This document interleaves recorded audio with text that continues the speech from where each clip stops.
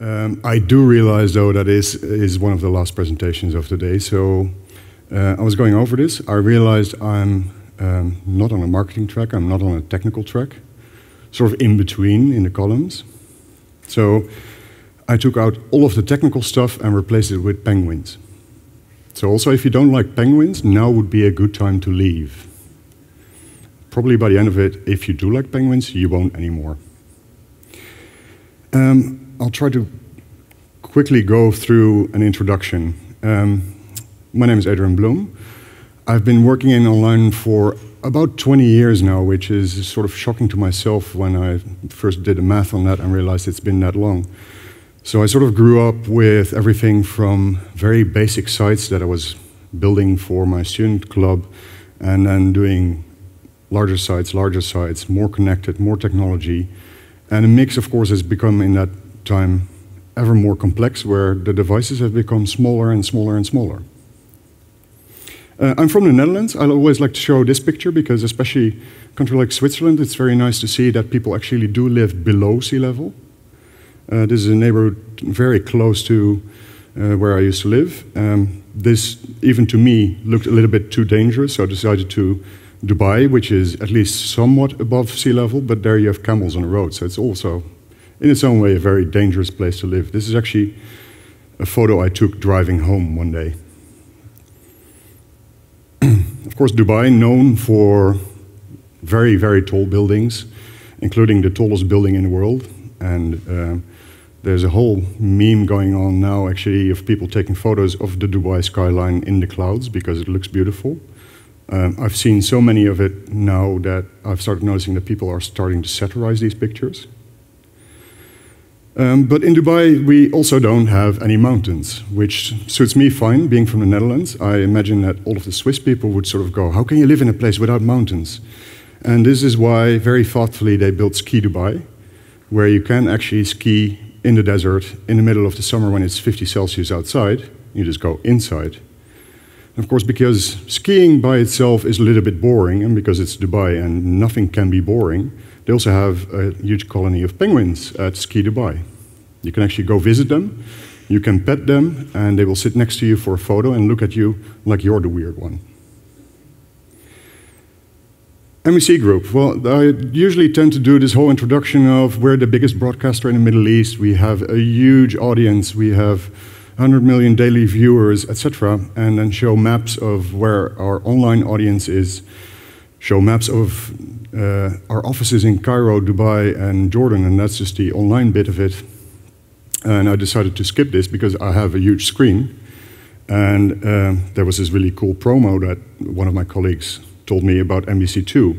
MBC2 is our movie channel. The company as a whole is about 23 years old now. MBC2 was the second channel they started, and MBC2 last year was in the business for 10 years, so this is one of the promos they did.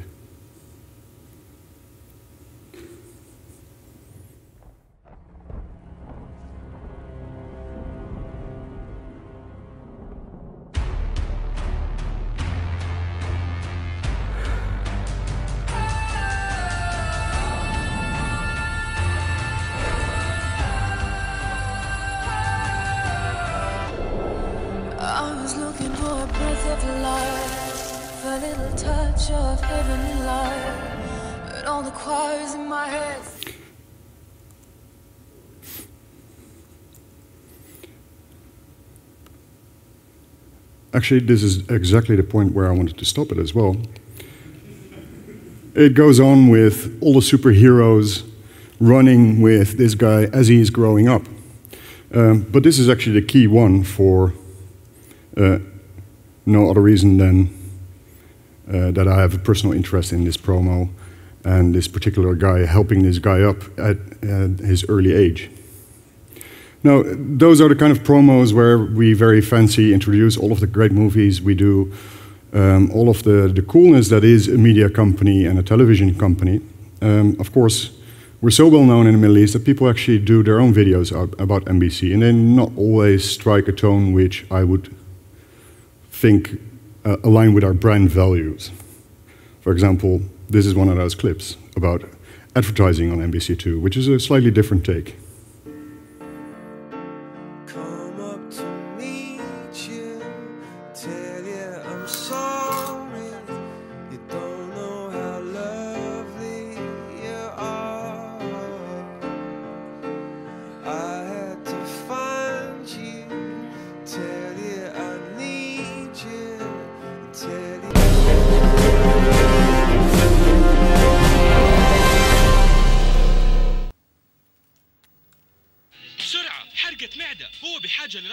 جافسكون الفورية.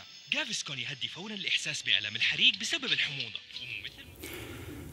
The reason I use this one is because it also nicely illustrates that advertising can be quite disruptive for the experience, which is a bit of a problem because we're ad-based and we have all of our revenues come from advertising, both online and in television. So this guy basically has no choice. He's sitting on a couch and he's watching this TV channel, but online there's a much larger choice, and we have to make sure that what we offer to our audience is still enough to compensate for the popcorn in your hair and everywhere on the couch.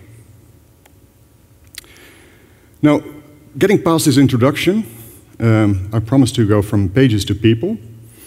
And in the case of pages, I will get back to penguins, because this is what I like to call the curious case of the tipping penguins. I'm sure a couple of you know this story. But basically, the penguins in Antarctica stand, of course, in groups together to keep a little bit warm. The story goes that during the Falkland Wars, the British Air Force discovered that if you fly over these colonies really low and you go across a penguin colony, they will actually start watching the airplane. They will actually keep watching the airplane. They will keep watching the airplane as it passes over these penguins, and they will eventually all fall backwards.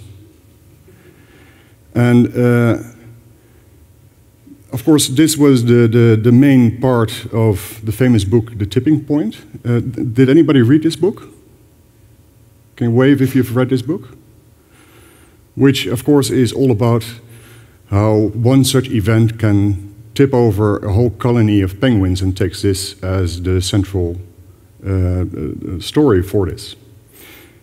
There's only one problem with what I've just told you, which is basically that none of it is true. The tipping point is not about penguins. It has nothing to do with penguins, and actually the whole content of the book is kind of debatable and has been heavily debated.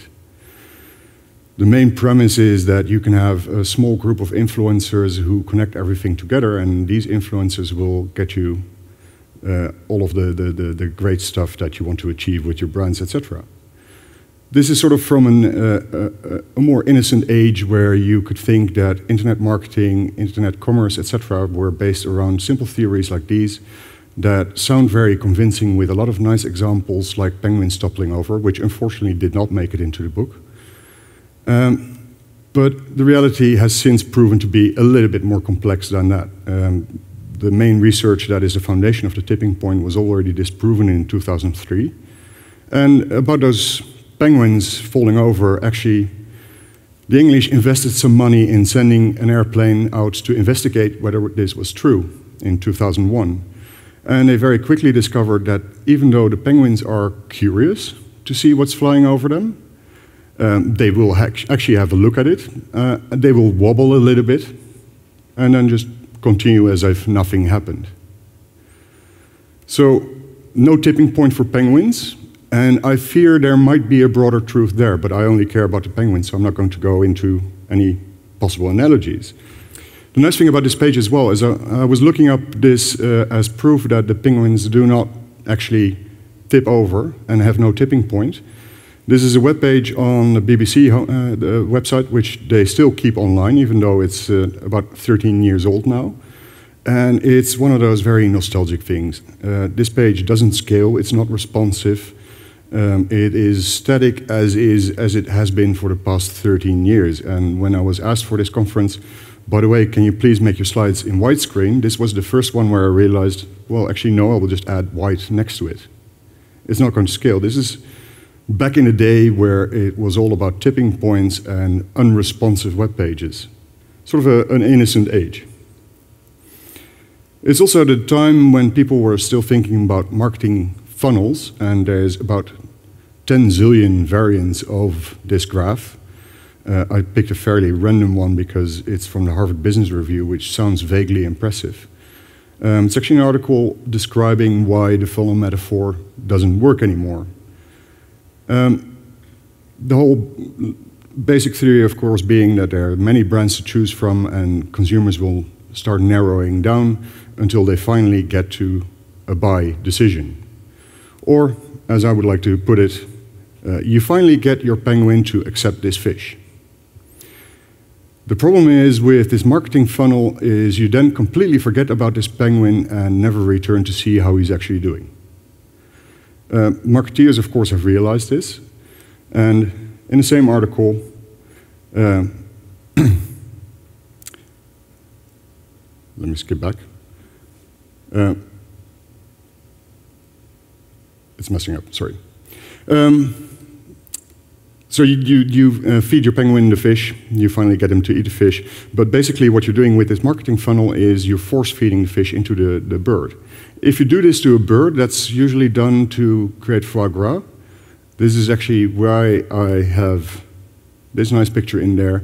If you're force-feeding your marketing, your content, and everything else down your consumer's throat, you're basically getting rid of the goose. And I don't think of our audience as stupid birds with a funnel in their beak, because I think of our audience as penguins, and they're not stupid at all.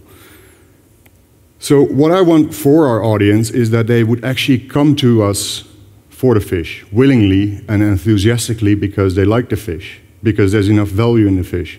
They will actually keep coming back for the fish because the fish is nutritious and it has a nice taste, and because all of their friends are there. And if all goes well, they will then actually pass this along as an experience. So I was skipping ahead to sort of the boring version of what I've just told you as a penguin story, which is the updated version of the funnel, which I'm sure all of you have also seen in about 10 zillion versions, because any modern marketeer will now base their whole strategy on a loop instead of a funnel. Because a loop actually takes into account that this is a circular thing. Consumers and audiences are not one-time engagements and then you throw them away or you don't care about them anymore. You want them to keep coming back. Again, this is a fairly generic one because I can show you a bunch of them. I was actually going through a Google image search and I picked one that I thought would look good on a large screen. But this kind of loop is actually nice, because if I go from pages to platforms, so sort of the tools from this marketing funnel into the modern customer experience journey, which as a term I sincerely hate, by the way, but we're all talking about journeys nowadays. And since I'm a senior manager of platforms, that means I have a look at the platforms to fuel this. Now, being a platforms manager is interesting. There's a lot of different tools there to combine. It's also interesting because you always know that the business side or the marketing side or the monetization and commercial side of our business will probably come up with something that has to be ready within 3 weeks or a month. And you realize that most of these systems and platforms take slightly longer than 3 weeks to a month to implement the proper way. So in many cases, you're trying to sort of foresee the future of what marketeers will come up with next, where the market as a whole is headed, and you have to set up your infrastructure in a way that is prepared for this. Of course, I don't know any better than anybody else where all of this is going to be in 5 years' time, but having a hunch of what direction it takes is going to help a great deal. So fortunately, when I was for the first time confronted within our own company with the first images of the customer experience journey that is replacing the marketing funnel, I could already start by drawing nice diagrams. We have our website, we have mobile applications. People, of course, tend to come into our website through, for example, Google. Or, of course, nowadays, a large chunk of our traffic is coming in through social networks, most notably in the Middle East, of course, Facebook and Twitter. Now, we can leave them just be on our website and say goodbye to them like the penguins and their fish and call it a day, but that's not going to create this cycle. In a purely platform way, so a non-marketing way, because this is not a marketing track, this means that, to me, this is, of course, pivoting around Magnolia. This is, to a large extent, the hook where we do a lot of our integrations. And one of our main requirements for a CMS was being able to do those integrations and being able to do those fairly easily. Now, if people are on our site, we start tracking them. We try to make them sign into an account. We track them through various analytics tools. And we then try to combine that information in a data management platform, a DMP, or as most people tend to refer to it, a dump, because that's where you put your data from all of the different sources. Then, of course, from those systems, Gigia is a social sign-in system where we also keep account information. It also allows people to share information straight from the site to social networks. So there's a first loop back. If we combine that information on actual ages and locations from these people, then we can also start targeting advertising, and we can actually retarget our users with advertising as well, because we actually have on our site advertising for our own content as well. So that's a second loop back. Then, of course, the information that we're gathering on people can also be used in various other marketing tools, and most notably in our case, an email marketing tool, which is Silverpop, where we can then send out emails based on the whole profile of users. And hopefully, in this way, reactivate them even though they're not on our site or near our site, and get them back and revisit. And hopefully, turn them into happy penguins. Now, that looks nice as a diagram, but in practice it's nowhere near so clean-cut, because there's a huge amount of tools, systems, platforms. All of these have to be integrated, and there's a serious risk of loss of coherence when doing this. By the way, I told my two colleagues who are here, who are from the technical team in Jordan, who are sitting right here, Salah and Iab, that I was taking out all of the technical content and then referring all of you to them if you want to know how any of this actually works. So don't ask me, ask them. But there's a risk of loss of coherence, and it's hard to keep making sense of it. So just to elaborate a little bit on this, when I say there's so many tools, I don't know if any of you have seen this slide before. It's by Scott Brinker, who is calling himself the chief marketing technician, or technologist, I mean. He's put together a nice logo landscape of all marketing technologies currently available. I don't even think this is readable still on a big screen, let alone on a smaller screen. There's a lot of debate you can have about his groupings of things. There's a lot of tools that we're using that are missing from this. And the main thing, though, is actually I wanted to print this out, hand it to everybody here, and start yelling out names and play our version of BS Bingo with whoever gets 20 out of these, the first wins a prize. So I started doing this myself, and I nowhere near got to check every little block and every possible technology. These are the ones that after about 15 minutes, I just gave up circling stuff. And then I realized that, especially at this conference, it's sort of annoying that there's a small square down below which says website, WCM, and also the web experience management, and there's one tiny omission in that part, which is it doesn't even mention Magnolia. So this is the kind of landscape of tools and things to tie together where all of them promise to, at least in part, take care of a small part of this loop, or to improve on this loop. Or maybe you have a different version of this loop or an alternate version of this loop, and they can help.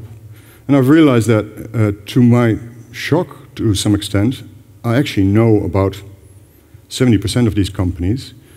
Apart from the ones that we are currently using at MBC, there's a bunch of them that I've used in previous jobs, or that I'm currently talking to about why they would be a useful addition or what they could replace. So there's a lot more recognizable things here than you would imagine. So the amount of tools is exploding, and this is getting worse by the day. The problem with this as a company employing these tools, basically I've just taken a picture from Dubai, from the air. You can probably recognize the Palm Island, and next to it is what is called the world. And the world is not a great success. It's still mostly empty islands. Of course, there's people who blame the islands for being sort of unreliable. They are sinking back into the sea.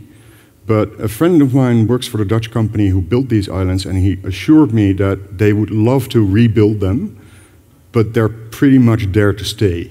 They did a good job. So this is not the main problem about these islands not being used. The main problem also isn't really a lack of a housing boom or anything, because after 2008, Dubai very quickly recovered and everything is being built at an astonishing pace, except here. The very obvious thing, though, about this thing not being a huge success is how would you get to your island? There's no roads between these islands. You have to take a boat, which is just kind of a hassle if you have to get to work quickly. The same goes for all of these tool sets. I can get 20 more tools for very specific things, or I can get 3 more that claim to do a bunch of these and are just as disparate in their functionality as a couple of separate islands. Maybe they're close islands. If you don't watch out, you end up with the world. Going back to the penguins, of course. The other problem is still making sense of it. The excuse I have for using these penguin chicks, the young penguins as an example is, whilst I was happy with my diagram of all of the tools we've tied together to create our customer experience journey, etc., our marketing manager last week came up to me and asked me, can you help me? I need to know what 9-year-old to 19-year-old people are doing on our different sites and what they're interested in. Which for a marketing manager is a really good question to ask. Where my answer was pretty much, well, I was sitting behind my laptop. I can tell you we have 617,794 registered users in that age group. I can tell you in which countries. I can tell you which sites they visit, where they've registered, and what their email address is. But I have no idea what they want from us. So, however many tools we roll into this building, if there's nobody around to make sense of all of this data that we're gathering, that we're dumping into a DMP, that we're connecting to everything else, there's still not a huge amount of a point. And I can sit back, relax, and go, well, we've got all of the tools. But that takes me away from my crystal ball, and what does a business actually want from these things, and how do we achieve that? People, or maybe at this stage I can safely say that I actually meant penguins, but that looks a bit strange on a slide like this. So it's about penguins, knowing them, liking them, and having them like you back. I've shamelessly ripped this slide from another presentation, and probably in the offline version I'll give proper credit, but at least I've kept all of the formatting, so it's obvious that I didn't come up with this. I don't think this is necessarily the true value of social media. I think it mostly shows you the limitations of straightforward data without analysis or thought or business purpose. We have 2 persons, both born 1948, grew up in England, married twice, 2 children, successful in business, very wealthy, spent their winter holiday in the Alps, because who wouldn't want to spend their winter holiday in the Alps, and likes dogs. Now, if you look at the actual people behind these profiles, it's Prince Charles and Ozzy Osbourne, which is one of those nice examples of all of the things I can look up in our nicely integrated systems don't predict me anything like this. They don't tell me how to address these audiences. That's a business question that needs to be asked first, and it needs an actual solution and analysis. Like any serious online company, we have a bunch of personas trying to personify our audience. This is one I picked more or less at random, and I later realized that I picked this one because one of my colleagues has a huge dislike for this guy.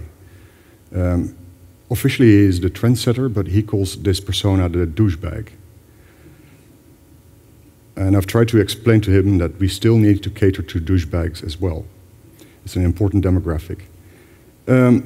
Of course, this persona is nice. It has a couple of nice references. It has a couple of nice descriptions. there's one huge problem with our personas, which is it nowhere links back to any of our systems who would actually be able to tell us how many of this persona are on our site, how much they are into specific activities, etc. The answer to this is not more tracking, because we're doing that already. We're adding more parameters to store in our data management platform, etc. The answer to this is, again, thinking through what we need to do in order to be successful with our audience, and not just to mindlessly grab for tools every time. Now, if I look at this kind of customer data, and I'm saying that there's 617,794 people within a certain age group with such precision, and you see that, for example, Google has started to roll out more and more targeting features based on demographics. Just last week or 2 weeks ago, I think, they rolled out a new feature which actually lets you target AdWords based on parental status, whether you have children, yes, no, or unknown, which led to a huge debate online, because this is the kind of point where people go, has this gone too far?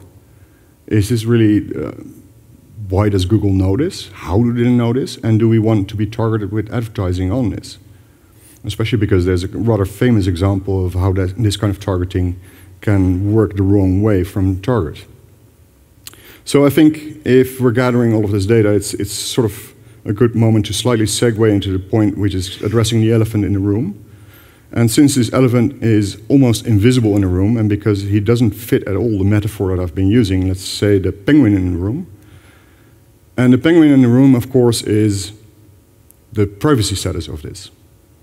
A common disclaimer online is to say, disclaimer, I am not a lawyer, which I love for its irony, because basically what you're saying, if you put this anywhere, is, disclaimer, I'm not a lawyer, so I don't know anything about law, but I know enough about law to fear that you might sue me for the wrong advice, so I'm going to give you a disclaimer.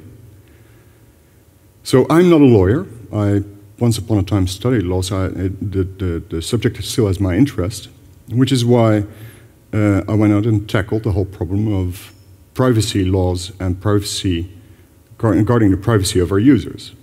Now you have to understand that unlike in Europe, where there's a bunch of rules, and very strict rules, and sometimes overly restrictive rules, the laws in the Middle East are mostly focused on taking pictures of people and very, very straightforward, old-fashioned ways of invading somebody's privacy. Online privacy, data privacy, there's exactly one set of rules that I've been able to find, which is only valid in the financial district in Dubai. So if I were to sum up the whole legal framework for this in the Middle East, it's going to be, well, pretty much this. Disclaimer, I'm not a lawyer. Maybe I'm missing something, but it's not really there. The thing is, of course, that we're NBC. We're a pretty proud company as the largest broadcaster in the Middle East. And not only do we think that we have to do the right thing for our users, but also we most definitely have to be better than other companies in our region. Also, we have audiences elsewhere as well. There's no legal obligation to do this, but that's not the point. We're not some kind of psychopath who doesn't care.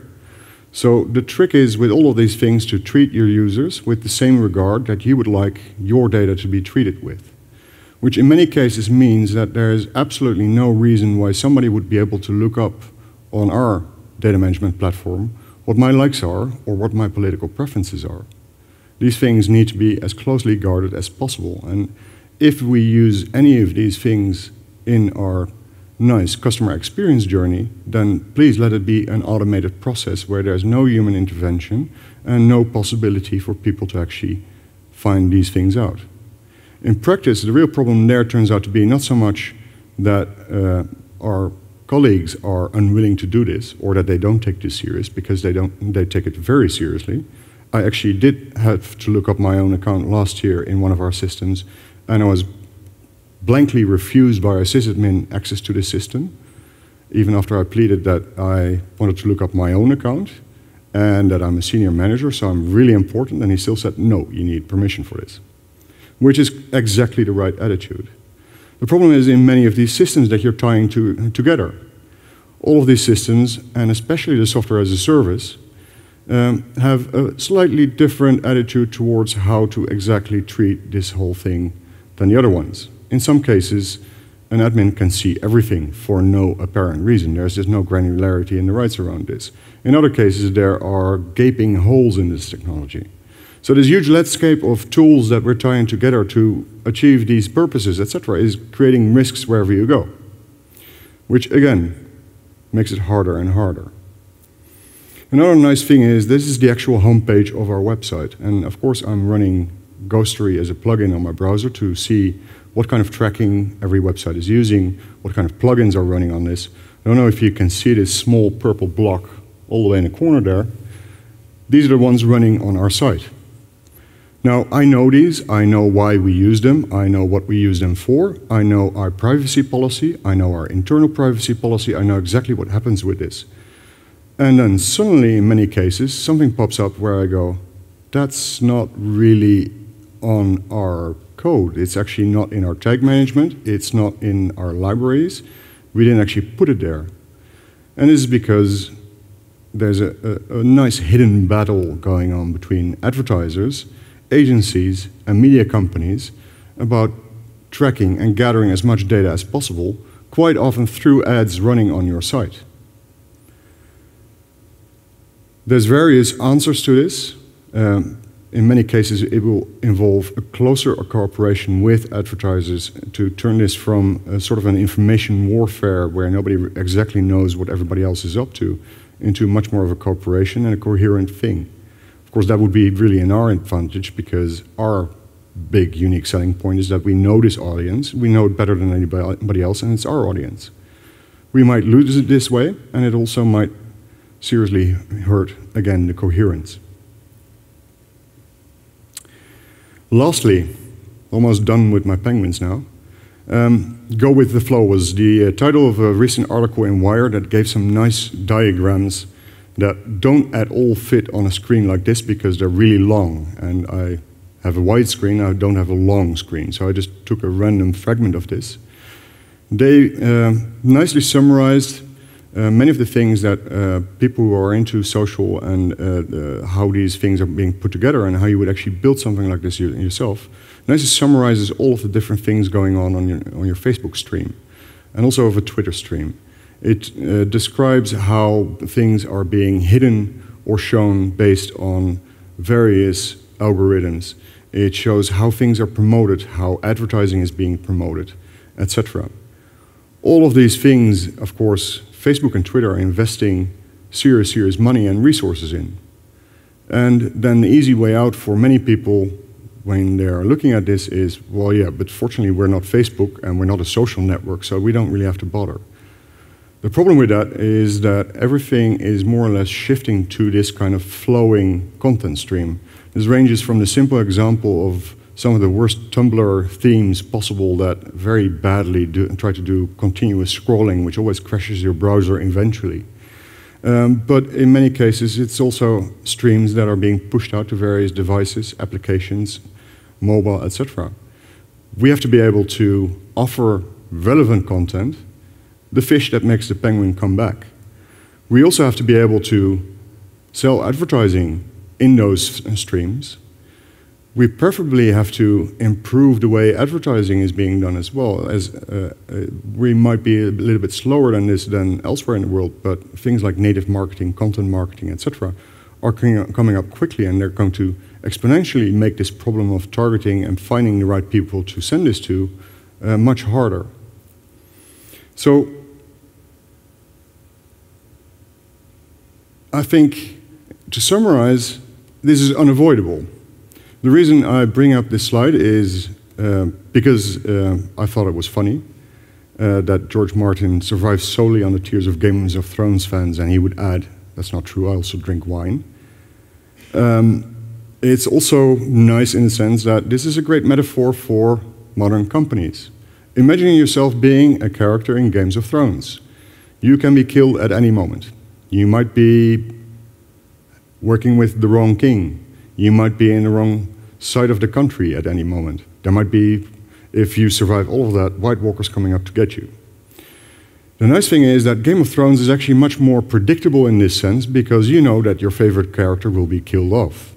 As a matter of fact, you can go to George Martin, who is now doing a benefit for a good cause where you can pay him $20,000 and he will create you as a character in Game of Thrones and then kill you. This is extremely predictable. You pay the man, he will kill you. Unfortunately, modern business is not that predictable. You cannot go somewhere, give them money, and have you as a character or as a company survive. You have to go along with all of these things because we are very quickly moving from a nice, stable economic environment where people would have jobs for 40 years doing the exact same thing to a business where everything is changing. I think in online we've been the first to really see this and witness this and to see things become huge like MySpace and then disappear into nothing again. This is continuously going on, and it's now starting to affect any possible company, from supermarkets to brick and mortar, and of course, not least, media companies such as ours. So to summarize and wrap it all up in one sentence, there is no simple answer to this. I would love to have added one slide that gives you 4 points, do these things, and you will be fine. This is pretty much as feasible as saying to any Games of Thrones character, do these 4 things and you won't get killed. There's seemingly no easy solutions out there. There isn't one simple solution you can buy and just pay somebody a lot of money or get some consultants in to advise you, to save you. There isn't even 10, because you still need to create your own coherent strategy out of this. You have to realize what your business in the future is going to look like. You will need to create the coherence within your teams to actually pull this off, have everybody be on the same page, and even developers understand what the business side to this is, marketeers understand what the technology actually does, editors understanding all of this as well. You need to pull together instead of putting this in different silos, because I can draw any diagram I want out of these different technologies and put them together with some arrows. The reality is just not that. So I decided to end this with an example of what you need to avoid, an example of something that I've witnessed all too often when somebody comes to our office with yet another fancy solution that is going to solve all of our problems if we only have the budget for it. And of course, for this, I have to go back to our penguins. As for the second part of the tale, a special person had to be employed to turn the birds right side up after they fell. Otherwise, they would die. One German ornithologist we spoke to claimed that this indeed was her job. Well, it's my job to look for penguins and go out every day to see whether they fall over and I need to get them up again. And so sometimes it can be quite hard because they don't like the bridge much, but yeah, it can be quite rewarding. Thank you very much. A further look into Anka's credentials left some doubt, as well as a check with the chief of Russia's Bellingshausen station, a base located in a unique place between an airstrip and a penguin colony. So basically, if you have somebody come over to you and say, you know what, I have read about this tipping point of penguins, and I'm sure you know this story as well because it's really famous. And what you need is somebody to just get them back up when they fall over. Just employ me for this job and you will be fine. Now, obviously in this case, it is somewhat nonsensical because I have just shown you that there is no such thing as tipping over penguins. In reality, you will have to be very, very conscious of this kind of effect. And it might sound like the solution to something, but be very careful that you're not messing it up whilst not standing still at the same time. Don't be a penguin that just tips over because the airplane is flying over. Just wobble a little bit and go about your business in the best way possible. That's it for me for now.